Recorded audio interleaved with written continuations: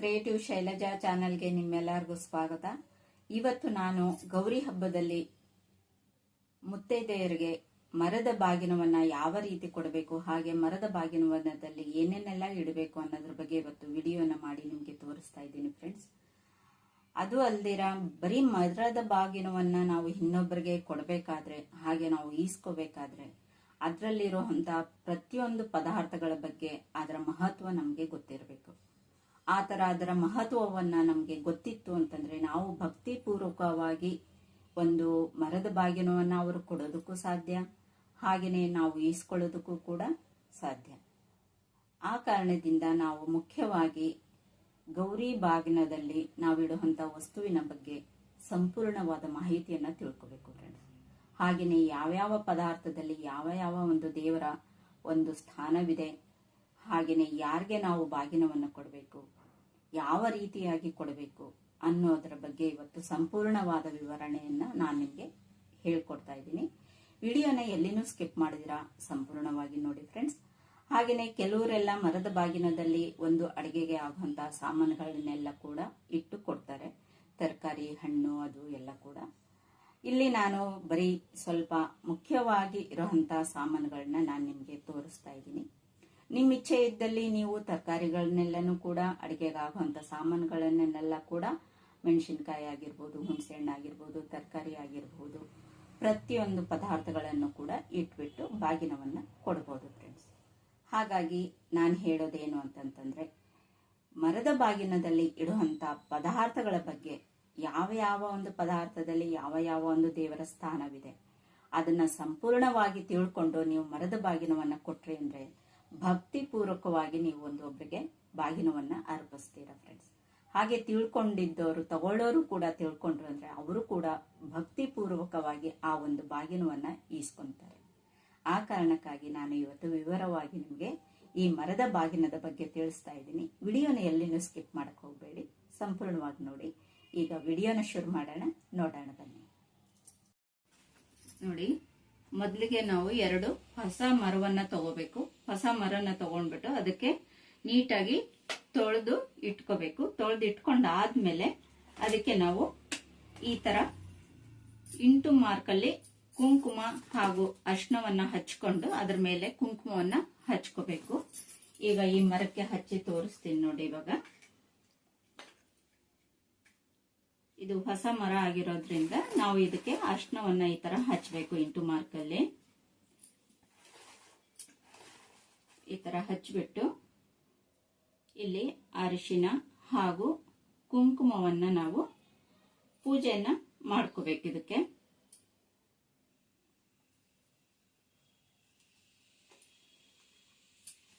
ಅದೇ ತರ ಹಿಂಭಾಗದಲ್ಲೂ ಕೂಡ ನಾವು ಹೀಗೇನೆ ಇಂಟು ಮಾರ್ಕಲ್ಲಿ ಈ ಅರ್ಶನವನ್ನ ಹಚ್ಕೋಬೇಕು ಮರಕ್ಕೆ.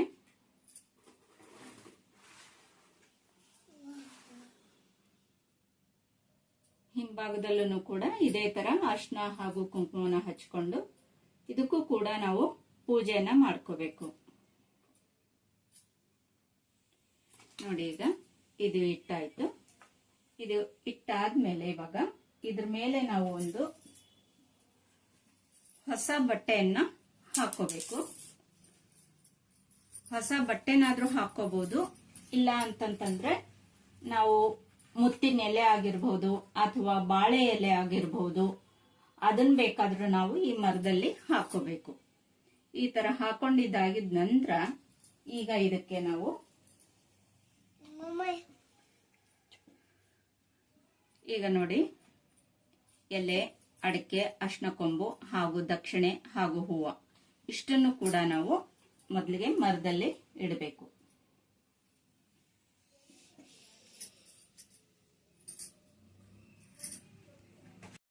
ನಾವು ಎಲೆನಲ್ಲಿ ಧನಲಕ್ಷ್ಮಿ ಇರ್ತಾಳೆ, ಹಾಗೂ ಅಡಿಕೆನಲ್ಲಿ ಇಷ್ಟಲಕ್ಷ್ಮಿ ಇರ್ತಾರೆ, ಅರ್ಶನದಲ್ಲಿ ಗೌರಿ ದೇವಿ ಇರ್ತಾಳೆ. ಹಾಗಾಗಿ ಈ ಇಷ್ಟು ಪದಾರ್ಥಗಳು ಕೂಡ ನಾವು ಇಲ್ಲಿ ಇಡಬೇಕಾಗುತ್ತೆ. ನಂತರ ಇದು ಗೌರಿ ಬಾಗ್ನ.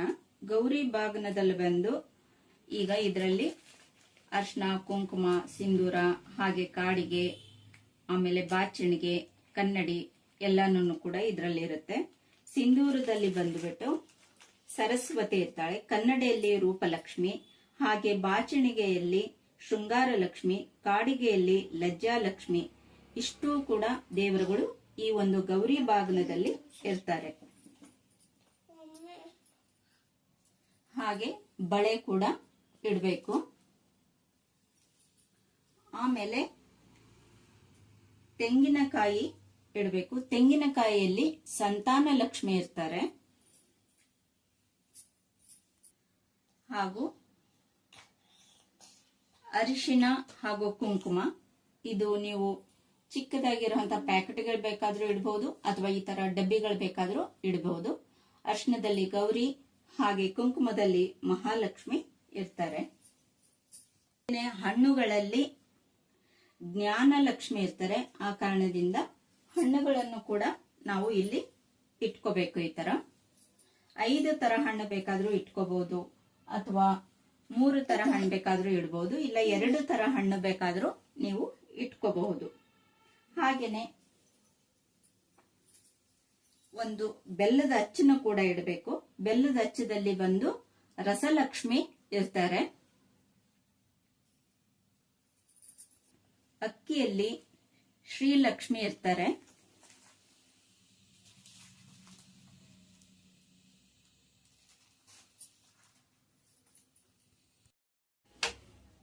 ಈಗ ಇದು ತೊಗರಿ ಬೇಳೆ. ತೊಗರಿ ಬೇಳೆನಲ್ಲಿ ಬವರಲಕ್ಷ್ಮಿ ಇರ್ತಾರೆ. ಉದ್ದಿನ ಬೇಳೆನಲ್ಲಿ ಶ್ರೀಲಕ್ಷ್ಮಿ ಸಿದ್ಧಲಕ್ಷ್ಮಿ ಇರ್ತಾರೆ.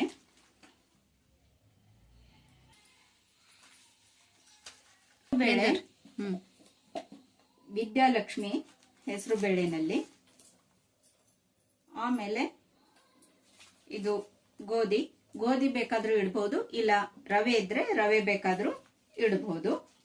ಆಮೇಲೆ ಇದು ಬಂದು ವಸ್ತ್ರದಲ್ಲಿ ವಸ್ತ್ರಲಕ್ಷ್ಮಿ ಇರ್ತಾರೆ.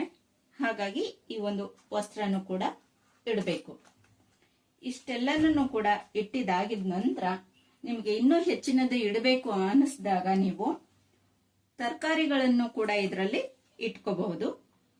ನೋಡಿ, ಇಡೋ ಪದ್ಧತಿ ಇದ್ರೆ ತರಕಾರಿ ಇಡಬಹುದು. ಇಲ್ಲ ಅಂತಂತಂದ್ರೆ ಇವಾಗ ಮೊದಲಿಗೆ ಏನ್ ತೋರಿಸಿದ್ನಲ್ಲ, ಇಷ್ಟು ಪದಾರ್ಥಗಳು ಬೇಕಾದ್ರೂ ನೀವು ಇಟ್ಕೋಬಹುದು.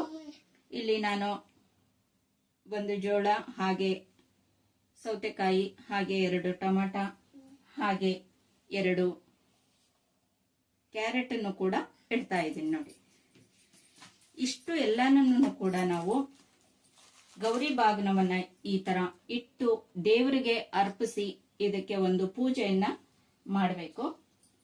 ಹೂನು ಕೂಡ ಇದಕ್ಕೆ ಇಟ್ಬಿಟ್ಟು ಆಮೇಲೆ ನಾವು ಊದಿನ ಕಡ್ಡಿಯನ್ನ ಇದಕ್ಕೆ ಬೆಳಗ್ಗೆ ಇದಕ್ಕೆ ಪೂಜೆಯನ್ನ ಮಾಡಿ ಮನಸಾರೆ ನಾವು ಭಕ್ತಿಯಿಂದ ಇದಕ್ಕೆ ಪೂಜಿಸಿ ದೇವರಿಗೆ ಮೊದಲು ನಾವು ಈ ಬಾಗಿನವನ್ನ ಅರ್ಪಿಸಿ ನಂತರ ನಾವು ಬೇರೆಯವರಿಗೆ ಈ ಬಾಗಿನವನ್ನ ಕೊಡ್ಬೇಕಾಗುತ್ತೆ. ಇದನ್ನ ಈ ತರ ಎಲ್ಲ ತುಂಬಿದಾಗಿದ ನಂತರ ಇನ್ನೊಂದು ಮರ ಏನಿರುತ್ತೆ ಇದನ್ನ ನಾವು ಈ ತರ ಇದನ್ನ ಮುಚ್ಕೋಬೇಕು. ಈ ತರ ಮುಚ್ಚಿ ಇದಕ್ಕೆ ಒಂದು ದಾರವನ್ನ ಕಟ್ಬಿಟ್ಟು ನಾವು ಕೊಡೋರು ಕಡೆಗೆ ಇದು ಮುಂದಕ್ಕೆ ಮುಖ ಮಾಡಿ, ಇದು ನಮ್ಮ ಕಡೆಗೆ ಮುಖ ಮಾಡಿ, ಇದ್ರ ಮೇಲೆ ನಾವು ಸೆರಗನ್ನ ಮುಚ್ಚಿ ಹಿಡಿದು ನಾವು ಎದುರುಗಡೆ ಇರೋರ್ಗೆ ಇದರ ಒಂದು ಬಾಗಿನವನ್ನ ಕೊಡ್ಬೇಕಾಗುತ್ತೆ. ಹೇಗಪ್ಪ ಅಂತಂತಂದ್ರೆ, ಗೌರಿಗೆ ಈ ಬಾಗಿನ ಅರ್ಪಿಸಿದ ನಂತರ ತಾಯಿಗಾದ್ರೂ ಕೊಡಬಹುದು ಅಥವಾ ಅತ್ತೆಗಾದ್ರೂ ಕೊಡಬಹುದು. ತಾಯಿ ಅಥವಾ ಅತ್ತೆ ಇಲ್ಲ ಅಂದಾಗ ನಿಮ್ಮನೇಲಿರುವಂತ ಮುತ್ತೈದೆಯರಿಗೆ ಯಾರಿಗಾದ್ರೂ ನೀವು ಈ ಬಾಗಿನವನ್ನ ಕೊಡಬಹುದು. ಹಾಗೇನೆ ದೊಡ್ಡವರು ಹಿರಿಯರು ಹೊರಗಡೆಯಿಂದ ಯಾರಾದ್ರೂ ಬಂದಿರುವಂತ ಮುತ್ತೈದೆಯರಿದ್ರೆ ಅವರು ಕೂಡ ನೀವು ಈ ಬಾಗಿನವನ್ನ ಅರ್ಪಿಸಬಹುದು. ಫ್ರೆಂಡ್ಸ್, ನೋಡಿದ್ರಲ್ಲ ಫ್ರೆಂಡ್ಸ್, ಮರದ ಬಾಗಿನದಲ್ಲಿ ಏನೇನೆಲ್ಲ ಇಡಬೇಕು, ಹೇಗೆಲ್ಲ ಇಡಬೇಕು, ಹಾಗೆ ಯಾರು ಕೊಡಬೇಕು ಅನ್ನೋದರ ನಾನು ಸಂಪೂರ್ಣವಾದ ವಿವರಣೆಯನ್ನ ನಿಮಗೆ ಕೊಟ್ಟಿದ್ದೀನಿ. ಬರೀ ಮರದ ಬಾಗಿನವನ್ನ ಇಡೋದಷ್ಟೇ ಅಲ್ಲ, ನಾವು ಕೊಡೋರು ಹಾಗೆ ತಗೊಳ್ಳೋರು ಯಾವ ದಿಕ್ಕಿನಲ್ಲಿ ಕೂತ್ಕೋಬೇಕು, ಯಾವ ದಿಕ್ಕಿನಲ್ಲಿ ನಾವು ಮರದ ಬಾಗಿನವನ್ನ ತಗೋಬೇಕು ಅನ್ನೋದು ಕೂಡ ಬಹಳ ಪ್ರಾಮುಖ್ಯತೆಯನ್ನ ಕೊಡುತ್ತೆ. ನಾವು ಈ ಮರದ ಬಾಗಿನ ಸುಮ್ಮನೆ ಅಂತ ತಿಳ್ಕೋಬಾರ್ದು. ಮರ ಅಂತಂದ್ರೆ ವಿಷ್ಣು ಹಾಗೆ ಒಳಗಡೆ ಇರೋ ಪ್ರತಿಯೊಂದು ವಸ್ತುಗಳು ಕೂಡ ಲಕ್ಷ್ಮಿ ಅನ್ನೋ ಸ್ವರೂಪದಲ್ಲಿ, ಲಕ್ಷ್ಮೀನಾರಾಯಣ ಸ್ವರೂಪದಲ್ಲಿ ಮುತ್ತೈದೆ ಭಾಗ್ಯ ಶಾಶ್ವತವಾಗಿ ಇರಲಿ ಅಂತ ಹೇಳಿಬಿಟ್ಟು ಈ ಒಂದು ಮರದ ಬಾಗಿನವನ್ನು ನಾವು ಮುತ್ತೈದೆಯರಿಗೆ ಅರ್ಪಿಸ್ತೀವಿ. ಆ ಕಾರಣದಿಂದ ತಗೊಳ್ಳೋರು ಹಾಗೆ ಕೊಡೋರು ಕೂಡ ಭಕ್ತಿಪೂರ್ವಕವಾಗಿ ಈ ಒಂದು ನಿಮ್ಮ ಸೀತಾಮಾತೆ ಅಂತ ಪತಿವ್ರತೆಯಾದಂಥ ಮುತ್ತೈದೆಯಿಂದ ಈ ಮರದ ಬಾಗಿನವನ್ನು ನಾನು ನಿಮಗೆ ಕೊಡ್ತಾ ಇದ್ದೀನಿ ಅನ್ನೋರು, ಕೊಡೋರು ಹೇಳ್ಕೋಬೇಕು ಒಂದು ಮಂತ್ರವನ್ನು. ಹಾಗೆ ತಗೊಳ್ಳೋರು ಕೂಡ ನಾವು ನಿಮ್ಮಂಥ ಮುತ್ತೈದೆಯರಿಂದ ನಾವು ಸೀತಾಮಾತೆ ಅಂತ ಮಹಾಲಕ್ಷ್ಮಿ ಅಂತಿರುವ ನಿಮ್ಮಿಂದ ನಾವು ಈ ಮರದ ಬಾಗಿನವನ್ನು ಸ್ವೀಕಾರ ಮಾಡ್ತಾ ಇದ್ದೀವಿ.